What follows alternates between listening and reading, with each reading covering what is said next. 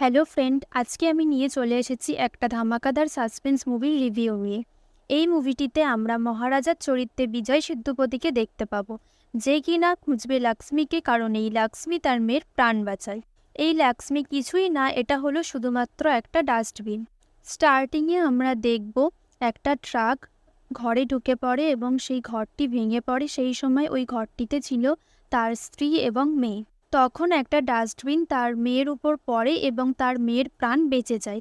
তাই সে এবং তার মেয়ে ডাস্টবিনটাকে ভগবান মনে করে এবং তার নাম দেয় লক্ষ্মী। কিন্তু একদিন রাতে দেখা যাবে মহারাজা তার সেলুন বন্ধ করে ঘরে আসছে। তখন তিনজন চোর ঘরে ঢুকে তাকে মেরে লক্ষ্মীকে নিয়ে যায়। সেই সময় তার মেয়েও বাড়িতে ছিল না, আর সেই কারণেই কমপ্লেন করতে সে পুলিশ স্টেশনে যায়। এই সিম্পল ব্যাপারে পুলিশ ইনভেস্টিগেশন করতে না চাওয়ায় মহারাজা পুলিশকে ঘুষ দেওয়ার কথা বলে। তখন পুলিশ সেই ডাস্টবিনটিকে খুঁজে না পাওয়ায় সেম একটি ডাস্টবিন তৈরি করে।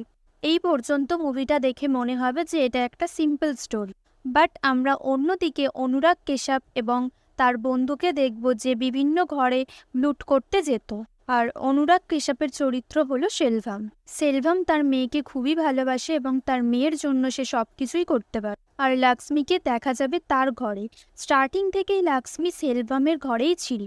যখন সেলভাম তার মেয়ের বার্থডের জন্য নেকলেস কিনতে যায়, তখন তার ওয়াইফ তাকে সেভিং করতে বলে এবং তখনই সে মহারাজার কাছে সেভিং করতে যায়। তখন সেলভাম নিউজ পেপার দেখে তার বন্ধুর সাথে ফোনে কথা বলে এবং সেলভাম মনে করে যে মহারাজা সব কথা শুনে ফেলেছে। কিন্তু এরকম কিছুই হয়নি, কারণ এটা ছিল পুরোপুরি একটা মিসআন্ডারস্ট্যান্ডিং। তখন সে খুব তাড়াতাড়ি সেখান থেকে বেরিয়ে আসে, কারণ সে ভাবে যে মহারাজা সেখানে পুলিশ নিয়ে আসতে পারে। বাড়ি ফিরে সেলভাম তার মেয়ের জন্য আনা নেকলেস খুঁজে না পেয়ে তাড়াতাড়ি বেরোতে যায় এবং দেখে মহারাজা ওই নেকলেস নিয়ে তার ঘরে আসে, আর তার সাথে পুলিশও আসে।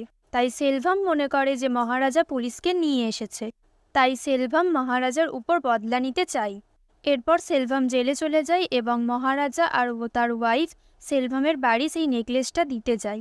কিন্তু সেলভামের ওয়াইফ সেই নেকলেসটা নেয় না। তাই মহারাজার ওয়াইফ কিছুটার জন্য খেলনা নিয়ে আসতে বলে এবং সেই সময় একটা ঘটনা ঘটে। সেই ঘটনাটি হলো, স্টার্টিংয়ে আমরা যেটা দেখেছিলাম, একটা ট্রাক ঘরে ঢুকে গিয়েছিল, সেটা সেলভামের ঘরে ঢুকে যায় এবং লক্ষ্মী অর্থাৎ ডাস্টবিনটা সেলভামের মেয়ের উপর পড়ে এবং সে বেঁচে যায় এবং বাকিরা সবাই মারা যায়। তখন থেকেই মহারাজা সেলভামের মেয়েকে নিজের মেয়ের মতো করে মানুষ করেন এবং ডাস্টবিনটা অর্থাৎ লক্ষ্মীকে নিয়ে আসে। কিন্তু সেলভাম জেল থেকে ছাড়া পেলে সেই সম্পর্কে কিছু জানতে পারে না।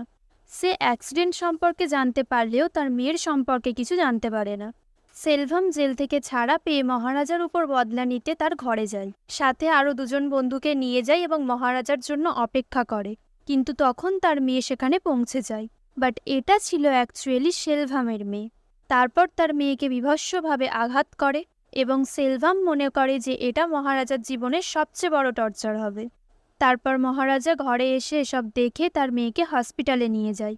তারপর ফের ঘরে এসে সে সমস্ত জিনিসপত্র লণ্ডভণ্ড করে এবং তার মাথায় আঘাত লাগে এবং সে অজ্ঞান হয়ে যায়।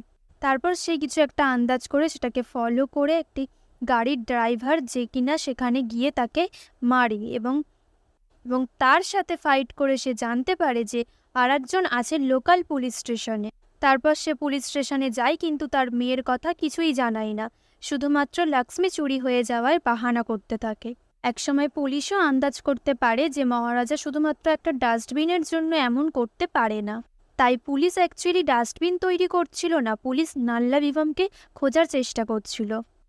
তারপর মহারাজা নাল্লা শিবমকে মেরে ফেলে এবং সেলভাম সম্পর্কেও জেনে যায়। তারপর মহারাজা সেলভামকে মারতে যায় এবং সেলভাম বুঝতে পারে যে ওটা মহারাজা নয়, সেলভামের মেয়ে।